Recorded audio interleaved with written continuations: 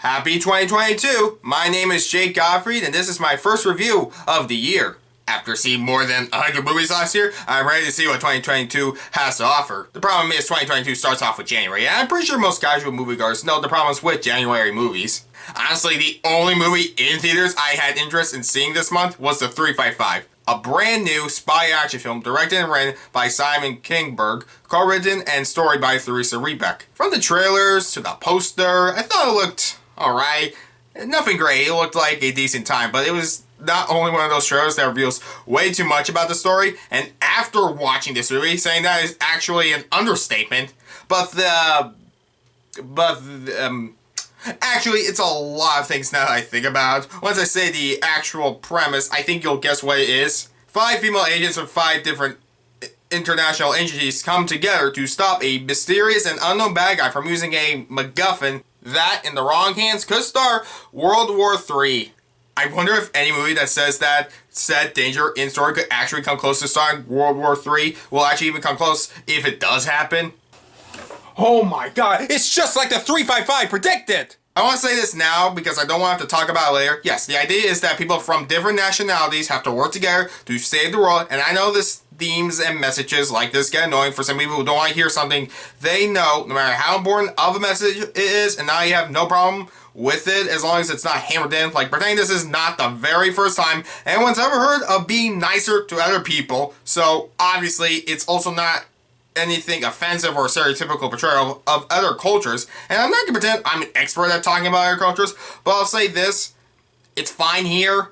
Everyone's an idiot in this movie, so it evens itself out, but no one insults someone's country or ethnicity as lesser, so it's fine, I guess, for the most part. And now that I said that, I can move on. With all that said, what did I think of the 355? Well, speaking of what I said before about everyone's an idiot, I think how they represent every agency in this movie as incompetent or just plain dumb. Like, one agent tried to make an arrest, someone said something like, I don't know, your motive, money, power, I don't care.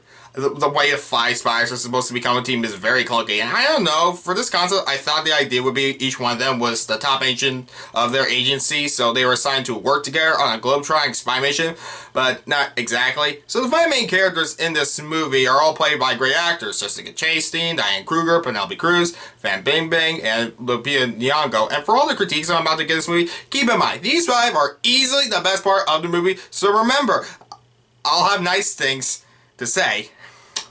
But first critique goes to easily the worst part of the movie, this story. I've said this before, but for a movie like this, it just needs a decent plot for me to enjoy it. It doesn't have to be an Oscar-worthy film. I went in because I wanted to enjoy the next stars, not to think too much, but not to be too bad. It's awful or lazy to get in the way, so just a decent story.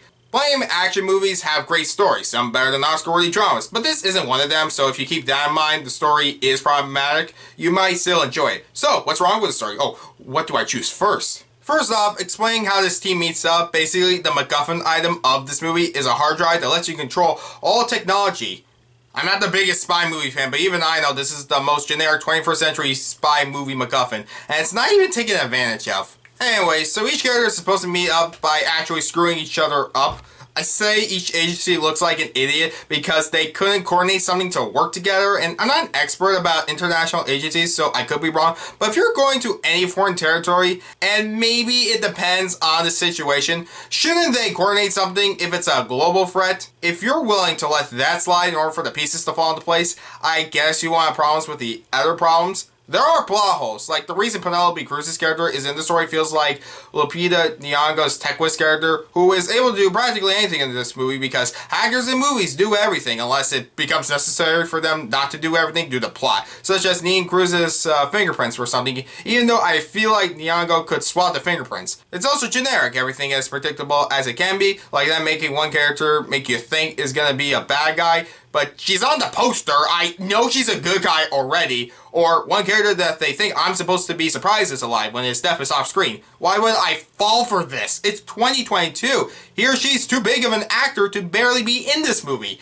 It's a mediocre at best secret agent movie story with no memorable lines or surprises. But remember when I said you had to remember stuff? Easily, the saving grace of this movie is the 5 main actors. I didn't mention their character names because I don't remember them 2 hours later, and I'm shooting this a day later. And while not one of them is an interesting or full personality as James Bond, Eggsy, or Jason Bourne, they are still giving it their all. Each actor alone makes this work, and it's fun to see them work together. I think they could lead a franchise if they were just given a better script. Now that they're together, they can do something that isn't just this overdone or familiar. The movie isn't even shot that interesting. It has many cuts and action sequences, so it doesn't feel fluent. The cinematography is weird, like they do a circle shot for people just talking, so it seems more interesting when really it's distracting. And even the score at times. And honestly, the editing could have made this movie more interesting. Like, there are two scenes back to back about two of the spies talking to their superiors. And honestly, on their own, it's boring, but together, maybe split screen at the same time to help show differences with their agencies or just the characters, maybe it would have been more interesting.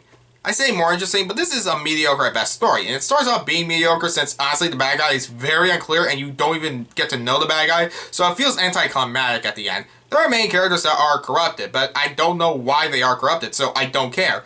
Then again, this is a fun movie, and again, the main actors save the film. I love Penelope Cruz's performance the most. I think Diane Kruger's character's backstory could lead to a good sequel. It just needs a better script. I think this could be a good spy movie franchise. The only scene I honestly really liked in this movie was when the main characters are at a table having fun, getting to know each other, comparing contrasts. They are likable and entertaining enough. I would like to see them act off each other again, but I'd be lying if I said this is a good movie.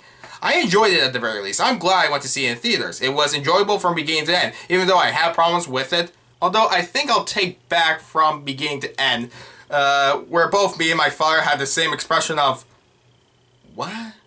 When a time jump happens, it makes so much no sense how in that amount of time things weren't resolved sooner, or how some people go to where they are. Yes, there was one line I hate so much that I feared would be in a movie like this, that was honestly the kind of line I didn't want to have in a movie like this, where a bad guy says, "You got beaten by a bunch of girls?" Wouldn't save the world. What's next? They can drive? Wait a minute. I can't say this is something I would rewatch. The action, story, even some characters. It's nothing new or memorable enough to say you should watch this. But for all my problems, I don't regret watching this. It was a fun 2 hours at the theater. I can't wait to see if they do a sequel. I just hope it learns from its mistakes. But then again, what was I going to expect from a January movie? It's just okay. I give the 355 a 5 out of 10.